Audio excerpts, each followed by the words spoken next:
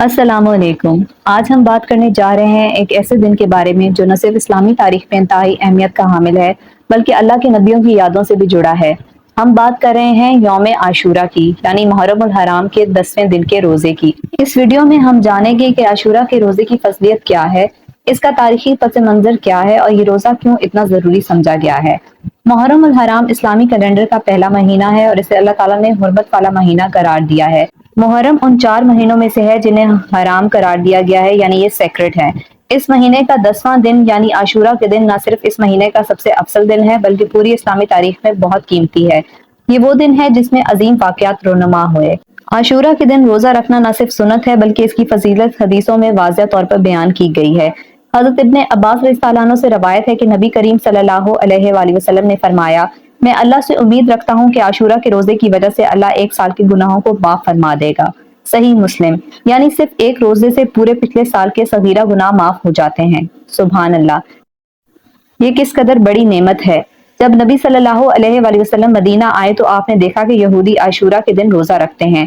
آپ نے پوچھا، یہ روزہ کیوں رکھتے ہو؟ انہوں نے جواب دیا، یہ وہ دن ہے جب اللہ نے حضرت موسیٰ علیہ السلام اور بنی اسرائیل کو فرعون سے نجات دی تھی اور موسیٰ نے اس شکر میں روزہ رکھا۔ نبی صلی اللہ علیہ وآلہ وسلم نے فرمایا، ہم موسیٰ سے زیادہ حق رکھتے ہیں، اور پھر آپ نے عاشورہ کا روزہ رکھنا شروع کر دیا اور امت کو بھی حکم دیا۔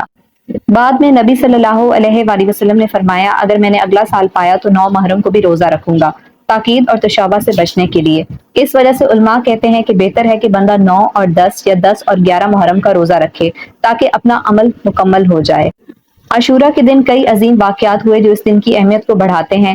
حضرت آدم علیہ السلام کی توبہ قبول ہوئی، حضرت نوح علیہ السلام کی کشتی جودی پار کر پائی، حضرت ابراہیم علیہ السلام کو آگ سے نجات ملی، حضرت ایوب علیہ السلام کو بیماری سے شفا ملی، حضرت موسیٰ علیہ السلام کو فرعون سے نجات ملی، حضرت عیسیٰ علیہ السلام کو آسمان پر اٹھایا گیا، اور سب سے غمناک واقعہ کربلا کا سانحہ۔ 10 محرم کو ہی حضرت امام حسین رضی اللہ عنہ نے کربلا میں اسلام کی خاطر اپنی جان قربان کی۔ یہ روزہ نہ صرف عبادت ہے بلکہ اس دن کی یاد ہمیں صبر، قربانی اور حق پر قائم رہنے کا پیغام دیتی ہے۔ حضرت امام حسین رضی اللہ عنہ نے ہمیں یہ سبق دیا ہے کہ ظلم کے سامنے جھکنا حرام ہے، چاہے اس کے لیے اپنی جان ہی کیوں نہ دینی پڑے۔ روزے کا فائدہ۔ عاشورہ کے روزے کو 1 سال کے گناہوں کا کفارہ بنا دیا گیا ہے۔ یہ روزہ اللہ سے قربت کا ذریعہ ہے، صبر اور شکر کا اظہار ہے اور مسلمانوں کے لیے ایک عظیم عبادت ہے۔ عاشورہ کا روزہ نوافل ہے لیکن اس کی نیت ضرور کی جائے۔ عام طور پر نیت دل سے کی جاتی ہے۔ آپ دل میں ارادہ کریں کہ میں 9 اور 10 محرم کو اللہ کی رضا کے لیے روزہ رکھوں گا یا رکھوں گی۔ روزے کی نیت صبح سے پہلے یا فجر سے پہلے کی جاتی ہے۔ عاشورہ کے دن صرف روزہ ہی نہیں بلکہ دوسرے نیک اعمال بھی کرنے چاہیے۔ زیادہ سے زیادہ ذکر، صدقہ و خیرات، قرآن کی تلاوت، اپنے گھر والوں پر کشادگی کرنا، توبہ اور دعا کا اہتمام کرنا۔ ایک حدیث میں آتا ہے، جو شخص عاشورہ کے دن اپنے گھر والوں پر کشادگی کرتا ہے اللہ اس پر پورے سال کشادگی فرماتا ہے۔ عاشورہ کا روزہ ہمیں ایک وقت کا تعلق یاد دلاتا ہے جب اللہ تعالیٰ اپنے بندوں کو ہر مشکل سے نجات دیتا ہے۔ یہ روزہ ہمیں صبر کا درس دیتا ہے، قربانی کا پیغام دیتا ہے اور ہمیں دعا کی طرف متوجہ کرتا ہے۔ اس عاشورہ روزہ رکھیں، دعا کریں، صبر اور شکر کا اظہار کریں، اپنے دلوں کو صاف کریں اور اللہ کے قریب ہو جائیں۔ اگر آپ کو یہ ویڈیو پسند آئی ہو تو لائک کریں، شیئر کریں اور چینل کو سبسکرائب ضرور کریں۔ اپنی دعاؤں میں یاد رکھیں اور کمنٹس میں لکھیں کہ آپ اس عاشورہ کے دن کیا عمل کرتے ہیں۔